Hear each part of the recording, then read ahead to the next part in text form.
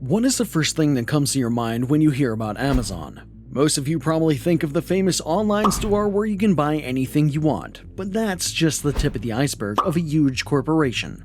Amazon is a truly powerful company, one of the leading companies in the entire global economy, but its main source of capital is far from being a well-known store. Why does the company earn billions and even claim to be the owner of the internet? More about that in our video. Last year, Amazon generated a record $282 billion in revenue from Amazon.com. What do you think the net profit was? Only $5.6 billion. And don't forget that it was Amazon.com's most profitable year ever. Meanwhile, most of Amazon's profit come from a lesser-known side of its business called Amazon Web Service. So what is this almost unknown service to ordinary people? It is the cloud division of Amazon, which serves more than 1 million companies worldwide. You may have heard that AWS has something to do with storing data in the cloud, but it's much, much more than that.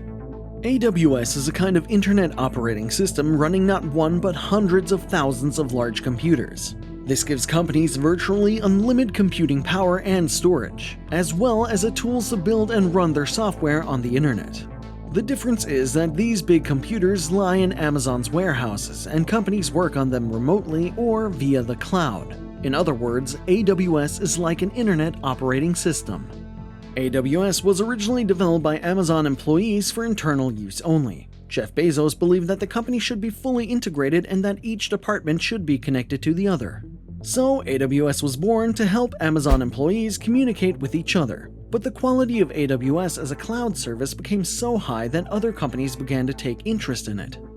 In 2003, when Amazon was just starting out, it offered just a few basic cloud services for storage and mail.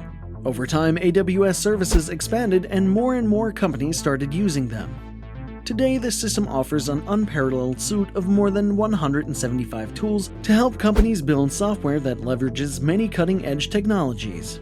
The list includes blockchain, virtual reality, machine learning, quantum computing, augmented reality, and other technologies that are building the blocks of the modern internet. For example, Netflix not only uses AWS to store and stream its shows online, it also uses AWS machine learning technology to recommend movies and shows to you. You've also probably heard of Slack, the most popular messaging app for businesses. Slack recently announced that it will use Amazon's media technology to add video and audio calls to its app. So, if you use Slack at work, Zoom at school, or hooked on watching Netflix at home, guess what?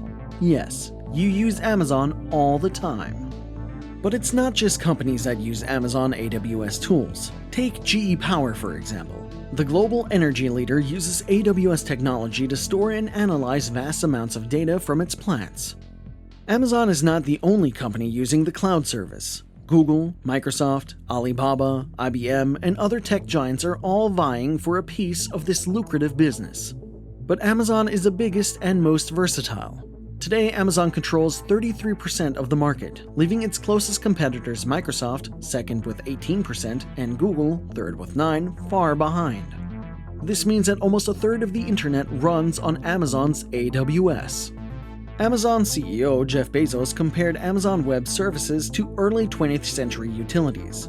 More than 100 years ago, a factory in need of electricity would have built its own power plant. But once factories were able to buy power from the utility, the need for expensive private power plants disappeared. AWS is doing the same thing, trying to move companies away from physical computing technology and into the cloud. Traditionally, companies that require large amounts of storage build and maintain their own storage space. Building or buying storage that is too small can be disastrous if the business is thriving, and expensive otherwise. With AWS, companies pay for what they use. There's no upfront cost to build a storage system, and no need to estimate possible usage. AWS customers use what they need, and their costs automatically scale.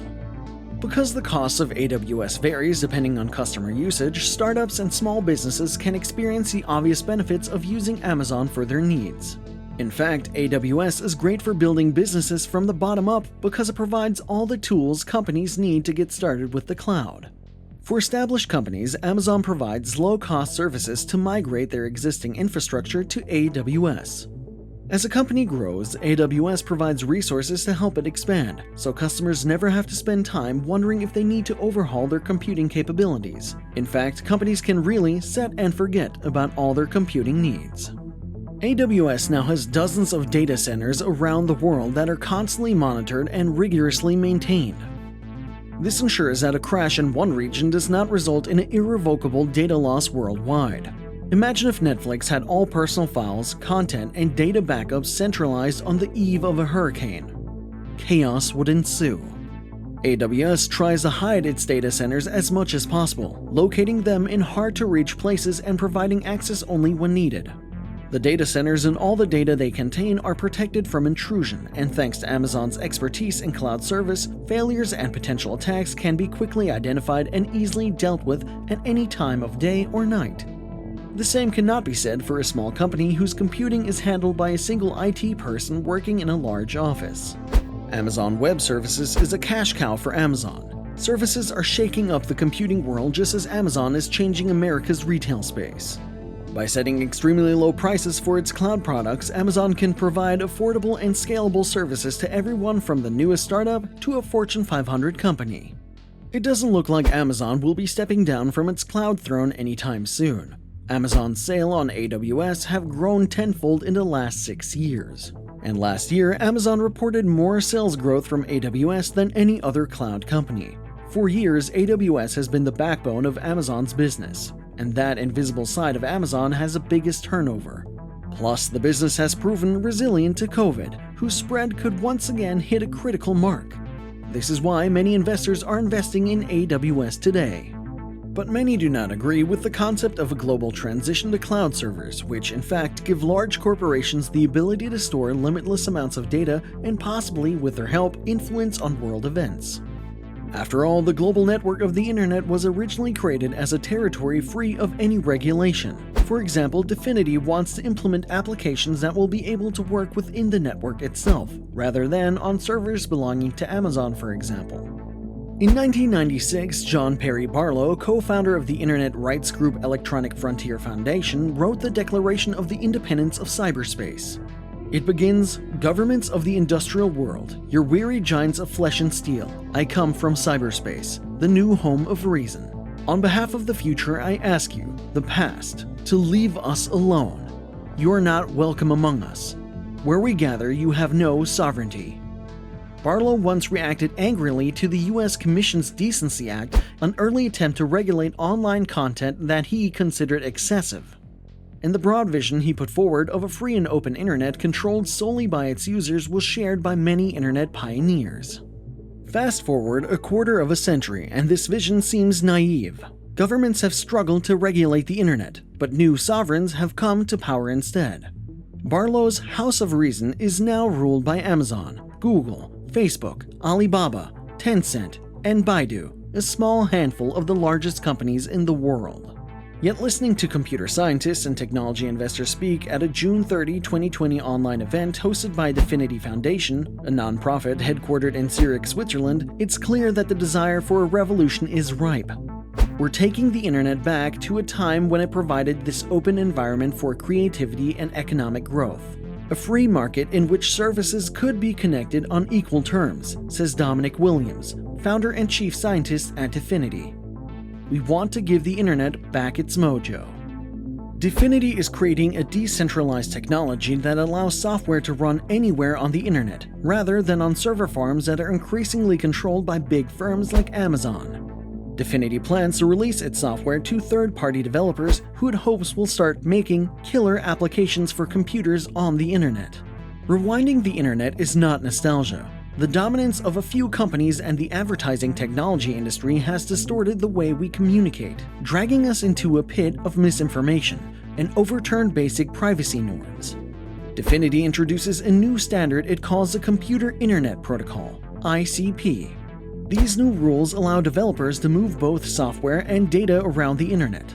All software requires computers to work, but with ICP, computers can be anywhere. For example, instead of running on a dedicated server at AWS, the software will have no fixed physical address, moving between servers owned by independent data centers around the world. In practice, this means that applications can be released that no one owns or controls.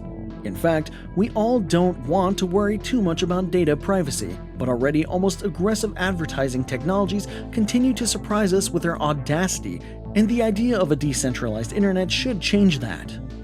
But there are complications. Completely uncontrolled internet access can also make it difficult to hold app developers accountable. Who will be on the other end of the phone if you need to remove illegal or offensive content?